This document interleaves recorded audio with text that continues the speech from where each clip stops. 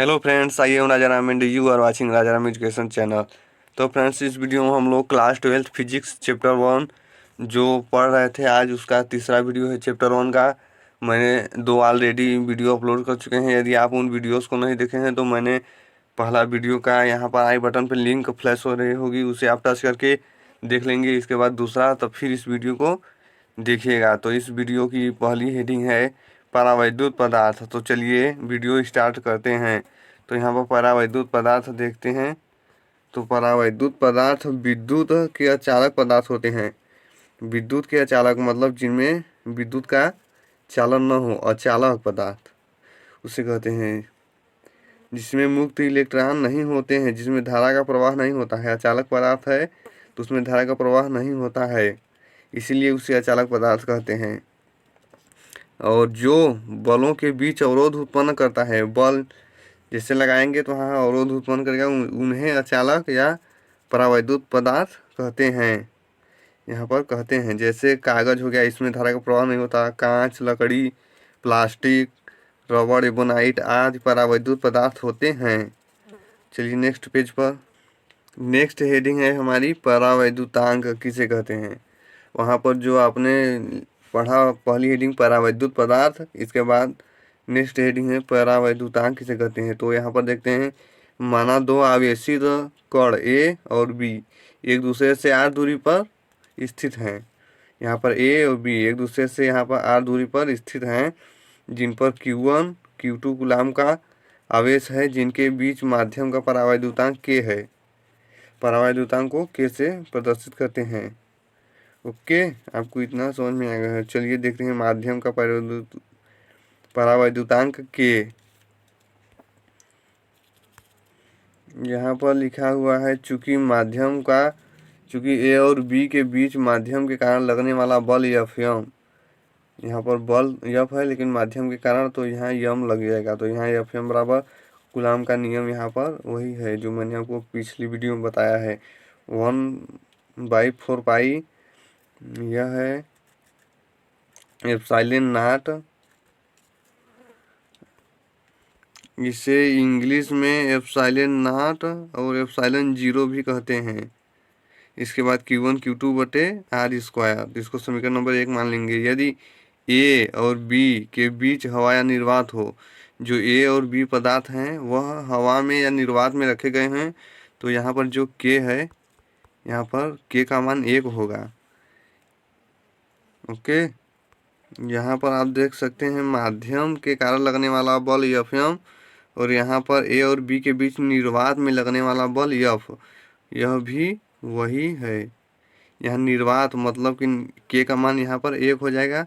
तो यहाँ पर के का मान 1 से जब गुणा करेंगे तो इसके यहाँ पर जो यह के है वहाँ पर 1 हो जाएगा। तो वहाँ 1 से गुणा करेंगे तो यह इसके मान में कोई फर्क नहीं पड़ेगा, के हट जाएगा के का मान, क्योंकि 1 यहाँ पर रखा गया है। अब यहाँ पर आप समझिए, यहाँ पर होगा, मैंने यहाँ पर लिखा नहीं, आप लोग लिख लेंगे, समीकरण 2 बटे समीकरण 1 करेंगे। तो यहाँ पर समीकरण 2 जो है यह है, तो समीकरण 2 यहाँ पर F बटे समीकरण 1 F यम बराबर, यहाँ पर के कैसे आ गया आप लोग यह देखेंगे। यहाँ पर Q1 Q2 बटे आर स्क्वायर से Q1 Q2 बटे आर स्क्वायर कैंसिल हो जाएगा, और 4 पाई एप्सिलॉन जीरो से 4 पाई एप्सिलॉन जीरो कैंसिल। तो यहाँ पर ओनली के बचेगा, तो यहाँ पर के आ जाएगा। उम्मीद करता हूँ आप लोगों को समझ में आ गया होगा। तो यहाँ पर के क्या है कि यहाँ पर माध्यम का परावैद्युतांक है। आप लोग देख, यही है। यहाँ पर आपको जो यह निष्कर्ष निकला है वही चीज़ लिखा गया है यहाँ। तो मैं यहाँ पर पढ़ देता हूँ, अर्थात दो आवेशित कणों के बीच निर्वात में लगने वाला बल F है, और माध्यम में लगने वाला बल F यम। माध्यम में मैंने आपको बताया, यहाँ पर माध्यम में लगने वाला बल F यम, उस माध्यम का परावैद्युतांक कहते हैं। जो अनुपात है यह परावैद्युतांक कहते हैं। इसे के से व्यक्त करते हैं। यहाँ पर के से व्यक्त किया गया है। इसका मान एक नियतांक होता है। के का मान यहाँ पर जो है एक नियतांक होता है, विमा नहीं होती है। यदि निर्वात की वैद्युतशीलता एप्सिलॉन जीरो और और यहाँ पर जो है माध्यम की वैद्युतशीलता एप्सिलॉन, यहाँ पर एप्सिलॉन 0 नहीं है, केवल एप्सिलॉन। निर्वात की वैद्युतशीलता एप्सिलॉन 0 और माध्यम की वैद्युतशीलता एप्सिलॉन हो तो चलिए नेक्स्ट पेज पर देखते हैं। हो तो यहाँ पर लिखा गया है एप्सिलॉन बटे एप्सिलॉन 0 बराबर के होगा। मैंने आपको पीछे बताया यहाँ पर निर्वात में जो है बल था, यहाँ पर माध्यम में बल Fm था। यहाँ F के स्थान पर एप्सिलॉन लिखा गया है और यहाँ पे Fm के स्थान पर एप्सिलॉन 0 लिखा गया है बराबर के। पीछे आपने प्रूफ किया था, तो इसको जब पश्चांतर करेंगे तो यहाँ पर एप्सिलॉन बराबर के इंटू एप्सिलॉन 0। तो इसके बाद तो यहाँ पर एप्सिलॉन 0 वही है, यहाँ पर के का मान रखा गया है, यह वही इस तरफ लिखा गया है। यहाँ पर के का मान F बटे Fm पीछे उस पेज पर आप लोगों ने देखा वही लिखा गया है। तो यहाँ पर जो यहाँ पर लिखा गया है वही चीज़ अर्थात यहाँ पर समझाई गई है लिख करके। यहाँ पर लिखा गया है अर्थात किसी माध्यम की वैद्युतशीलता उस वैद्युत सहनशीलता कहलाती है, इसका मान मात्रक बीमा निम्न है नीचे। तो यहाँ पर चलिए देखते हैं क्या है। तो यहाँ पर निर्वात की वैद्युतशीलता को ओमेगा 0 से व्यक्त करते हैं। यहाँ पर इसी को यहाँ पर पश्चांतर किया गया है और इस F को यहाँ पर ला दिया गया है। तो इसका मात्रक यहाँ पर Q है तो इसका कूलाम, यहाँ पर Q है तो इसका कूलाम। इसके बाद न्यूटन, यहाँ पर F का मात्रक और इसका मीटर स्क्वायर। तो यहाँ पर कुल मिला के यहाँ पर इसका हो जाएगा मात्रक coulomb square newton metre square. इससे C स्क्वायर यहाँ पर बटे है, बटे न्यूटन मीटर स्क्वायर। आप इसे सांकेतिक भाषा में भी देख सकते हैं। इसके बाद तो यहाँ पर मात्रक हम लोगों ने देख लिया। बीमा देखते हैं तो यहाँ पर बीमा है AT का होल स्क्वायर और MLT माइनस 2 और L स्क्वायर। तो यहाँ पर M ऊपर जाएगा तो माइनस में हो जाएगा। इसके बाद L और यहाँ पर L स्क्वायर, तो ऊपर जाएंगे तो माइनस में हो जाएंगे L क्यूब। इसके बाद T माइनस 2 यहाँ पर है और इसके बाद T का स्क्वायर ऊपर भी है तो यह जाएगा तो प्लस में हो जाएगा और ऊपर T2 है तो T के पावर 4 हो जाएगा यहाँ पर और A का स्क्वायर है ही है। तो यहाँ पर इसका बीमा यह हो जाएगा। तो मैं इसे साफ कर दे रहा हूँ, आप इसे देख लेंगे। तो चलिए देखते हैं नेक्स्ट हेडिंग। यहाँ पर नेक्स्ट हेडिंग है बलों का अध्यारोपण का सिद्धांत। तो चलिए देखते हैं क्या है। इस सिद्धांत के अनुसार यदि किसी निकाय में कई बल कार्य कर रहे हों, मतलब कि एक से अधिक बल कार्य कर रहे हों, तो किसी एक आवेश पर लगने वाला परिणामी बल अन्य आवेश द्वारा लगने वाले परिणामी बलों के योगफल के बराबर होता है। इसका मतलब यह है कि एक निकाय पर जैसे कई बल कार्य कर रहे हैं तो उसमें से एक आवेश पर लगने वाला बल अन्य आवेश द्वारा लगने वाले परिणामी बलों के योगफल के बराबर होता है। एक आवेश पर लगने वाला बल अन्य जो आवेश हैं उन पर लगने वाले बल का परिणामी योगफल, आवेशों द्वारा लगने वाले परिणामी बलों के योगफल के बराबर होता है। तो यहाँ पर माना एक आयताकार, इसे अब हम लोग प्रूव करेंगे तो मानेंगे माना एक आयताकार निकाय ABCD के कोनों पर आवेश Q1 Q2, आयताकार 4 कोने होते हैं। तो यहाँ पर एक पर Q1 Q2 Q3 और Q4 आवेश हो तो यहाँ पर डायग्राम से समझते हैं। यहाँ पर आयताकार की चारों भुजाएं ABCD हैं, इन पर Q1 Q2 Q3 Q4 का आवेश है। तो बिंदु A पर Q1 कूलाम का आवेश लग रहा है तो Q1 पर लगने वाला परिणामी बल हमें ज्ञात करना है। तो उस बल को हम लोग F मान लेंगे।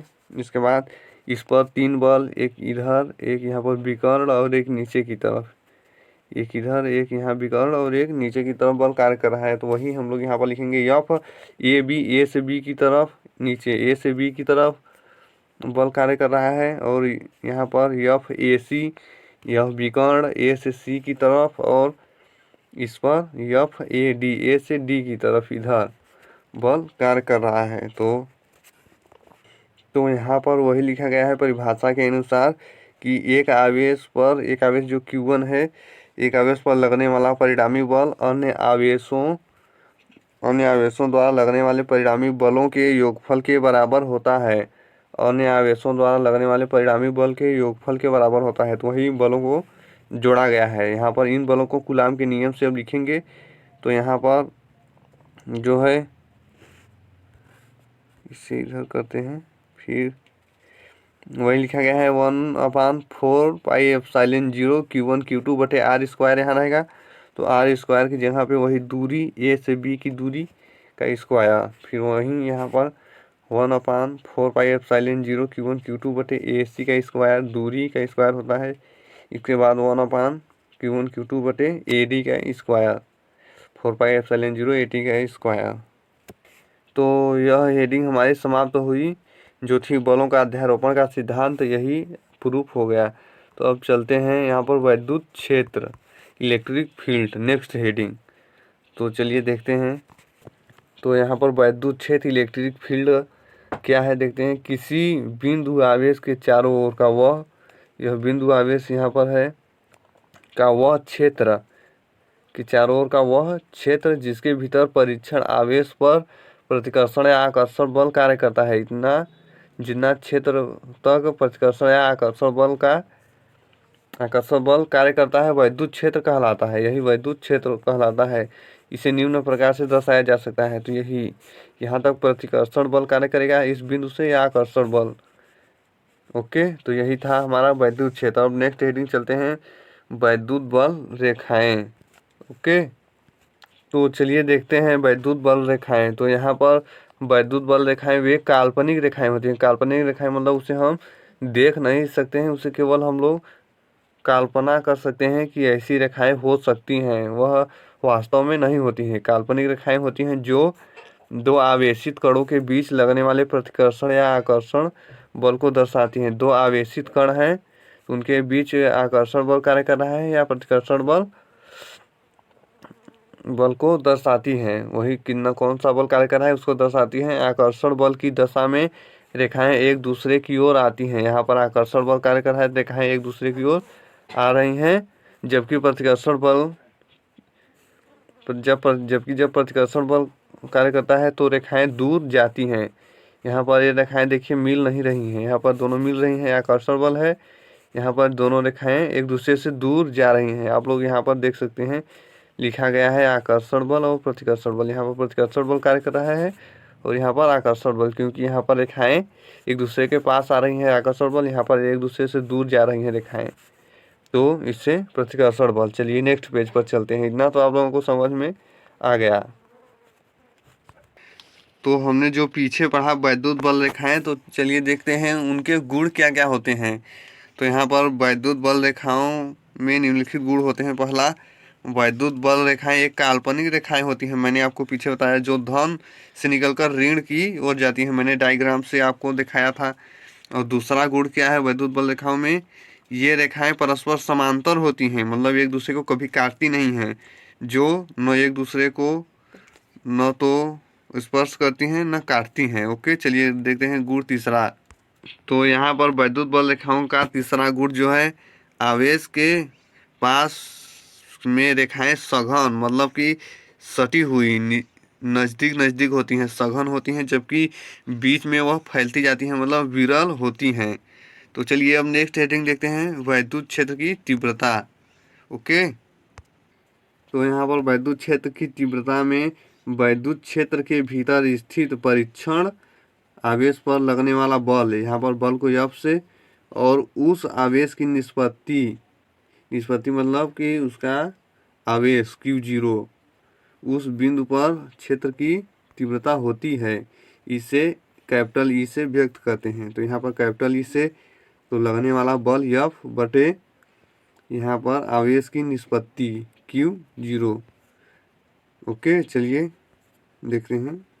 इसी को यहाँ पर हिंदी में लिखा गया है E तीव्रता बल और Q0 को आवेश, इसका मात्रक न्यूटन प्रति कूलाम।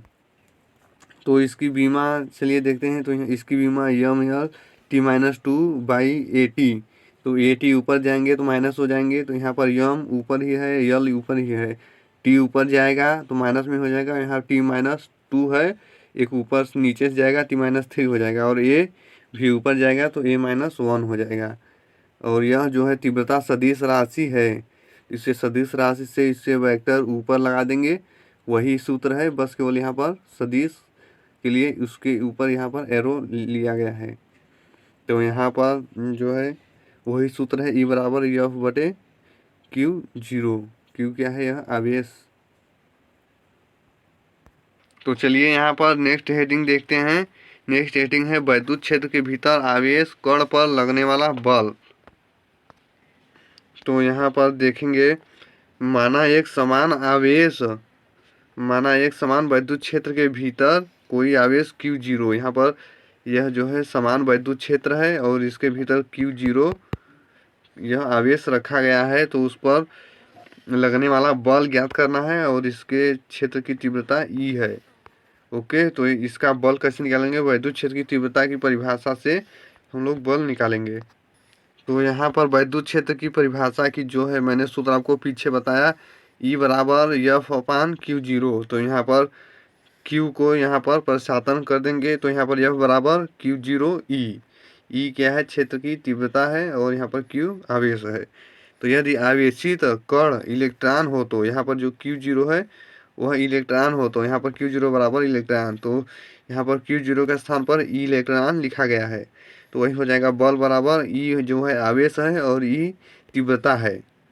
ओके, तो चलिए नेक्स्ट हेडिंग हम लोग देखते हैं। तो यहाँ पर किसी बिंदु आवेश के कारण किसी बिंदु पर तीव्रता की गणना हम लोगों को करनी है। तो यहाँ पर पहले मानेंगे, मान लिया प्लस Q कूलाम का कोई बिंदु आवेश बिंदु 0 पर स्थित है। तो यहाँ पर प्लस Q कूलाम का आवेश जो है बिंदु आवेश यहाँ पर 0 पर स्थित है। 0 से r दूरी पर कोई बिंदु P है। 0 से r दूरी पर यहाँ पर P बिंदु है, जहाँ हमें तीव्रता E की तीव्रता को E से प्रदर्शित करते हैं, उसकी गणना करनी है। तो चलिए देखते हैं। तो यहाँ पर माना P बिंदु पर कोई परीक्षण आवेश Q0। तो यहाँ पर P बिंदु पर Q0 एक परीक्षण आवेश मान लेंगे, रखा गया है। तो इस चूँकि कूलाम के नियम से 0 से P के बीच 0 नहीं है, यह O है। O से P के बीच लगने वाला बल, यहाँ पर O से P के बीच लगने वाला बल कूलाम के नियम से, मैंने आपको यह सूत्र नीचे बताया है। कूलाम के नियम से बराबर 1/4πε0 Q1 Q2 बटे R स्क्वायर। चलिए तो देखते हैं, यहाँ पर वही चीज़ लिखा गया है। तो तीव्रता की परिभाषा से तीव्रता की जो है सूत्र यह होता है, E बराबर एफ अपान Q0। तो यहाँ पर F के स्थान पर यह मान रखेंगे, तो F बराबर जो है इतना, इसको यहाँ पर रखेंगे। तो यहाँ पर Q0 से Q0 कैंसिल हो जाएगा। तो यहाँ पर हम लोग देखते हैं, तो यहाँ पर जो है 1/4πε0 Q बटे R स्क्वायर इतना बचेगा। तो इसका मान हमने आपको पिछले वीडियो में बताया है, 9 × 10⁹ इसके बाद Q1 बटे R स्क्वायर। तो यही हो जाएगी हमारी तीव्रता। तो वैद्युत द्विध्रुव हम लोग नेक्स्ट वीडियो में देखेंगे। तो इसलिए आप चैनल को सब्सक्राइब करके बेल आइकन को दबा लेंगे, ताकि मैं जब भी नेक्स्ट वीडियो अपलोड करूँगा आपको सबसे पहले नोटिफिकेशन पहुँचेगी, जिससे आप उस वीडियो को वॉच कर सकते हैं। तो चलिए, जाते जाते वीडियो को लाइक कर दीजिएगा और अपने दोस्तों के साथ वीडियो को शेयर कर दीजिए, ताकि वह भी इसे देखें और कुछ सीखें। तो चलिए मिलते हैं नेक्स्ट वीडियो में। जय हिंद, वंदे मातरम। चलिए मैं आपको यह पेज दिखा देता हूँ, पहले आप इसका स्क्रीनशॉट ले सकते हैं, इन सादों पेज का, ठीक है? आप इसका स्क्रीनशॉट ले सकते हैं। चलिए पेज नंबर 2 मैं दिखा दे रहा हूँ, इसका भी आप लोग स्क्रीनशॉट ले लेंगे। मैं इसे जूम कर दे रहा हूँ। ओके, इसके बाद तीसरा पेज, यहाँ पर आप इसका भी स्क्रीनशॉट ले सकते हैं। इसके बाद हम लोग चौथा पेज नंबर चलते हैं, आप इसका भी स्क्रीनशॉट ले सकते हैं। चलिए पेज नंबर 5, इसका भी स्क्रीनशॉट ले लेंगे। इसके बाद 6, ओके, इसके बाद पेज नंबर 7। तो यहाँ पर वैद्युत द्विध्रुव हम लोग नेक्स्ट वीडियो में देखेंगे। तो जाते जाते आप लोग चैनल को ज़रूर ही सब्सक्राइब करके जाइएगा। चलिए मिलते हैं नेक्स्ट वीडियो में।